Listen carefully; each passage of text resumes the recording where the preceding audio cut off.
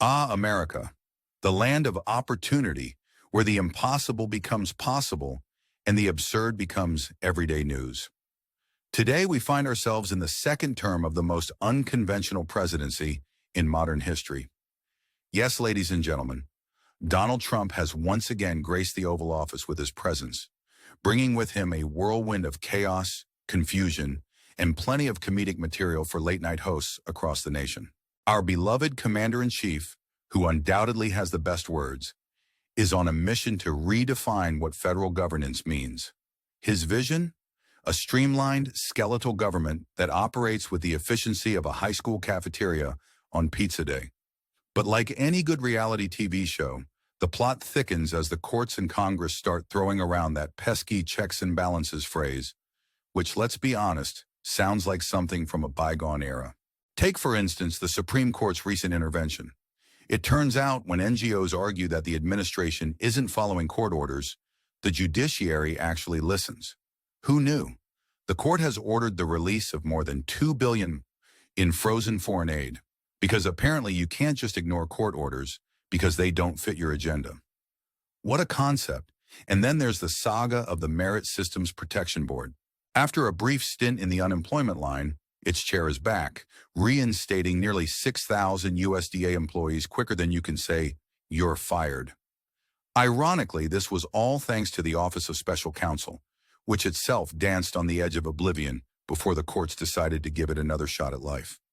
One can only imagine the suspense in the courtroom, rivaling the tensest moments of a daytime soap opera.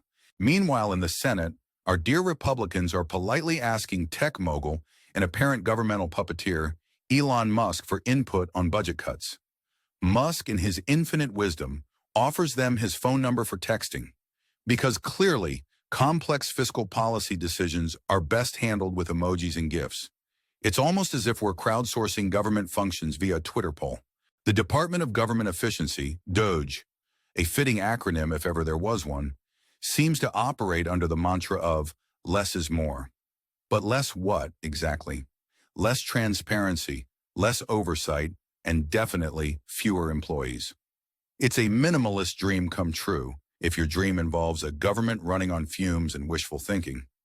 Plans are underway to trim the IRS down to a svelte version of its former self.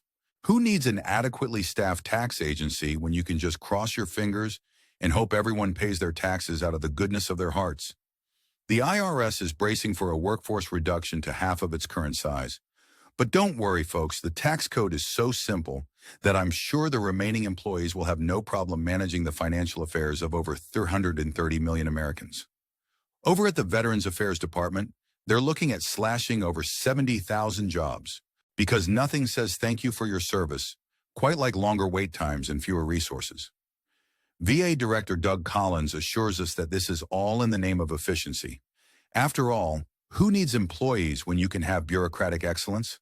The Pentagon, not wanting to feel left out, is also eyeing civilian cuts, because trimming tens of thousands of jobs in a department dedicated to national defense sounds like a brilliant strategy. It's almost as if we're trying to win a game of Jenga by removing all the bottom pieces first. And let's not forget Trump's quest to remove those pesky independent watchdogs. Who needs oversight when you're clearly infallible? By exerting control over independent agencies, Trump ensures that his vision remains unchallenged. It's a bold strategy, Cotton. Let's see how it plays out. Then there's the conundrum of who's really in charge. Is it Elon Musk, as Trump claims, or someone else entirely? In the grand tradition of shadowy conspiracies, the answer remains elusive. But one thing's for sure. The cast of characters involved in this drama is as colorful as they come. Amidst all this chaos, the Department of Education is facing a potential shutdown. Secretary Linda McMahon, armed with a mandate from Trump, is ready to close the doors on federal education oversight. Because who needs federal standards when you can let states do whatever they please? Diversity programs? Who needs them? As for the EPA, it's facing a budget cut of 65%. Climate change? Never heard of it. Clearly, the administration has more pressing issues than the fate of the planet. Now, dear viewers, we find ourselves at a crossroads, as the government shrinks faster than a wool sweater in a hot wash. What do you think the future holds? Will the administration's bold cuts lead to a leaner, more efficient government? Or are we witnessing the beginning of a bureaucratic meltdown? Share your thoughts in the comments below. We'd love to hear your take on this circus of a second term. And if you're enjoying this roller coaster ride of political satire, why not hit that subscribe button? Join our growing community of viewers who crave a good laugh amidst the madness. Don't forget to like and comment on the video. We promise it'll make your day just a little brighter. Until next time, keep questioning, keep laughing, and remember, in the world of politics, the absurd is just a press conference away.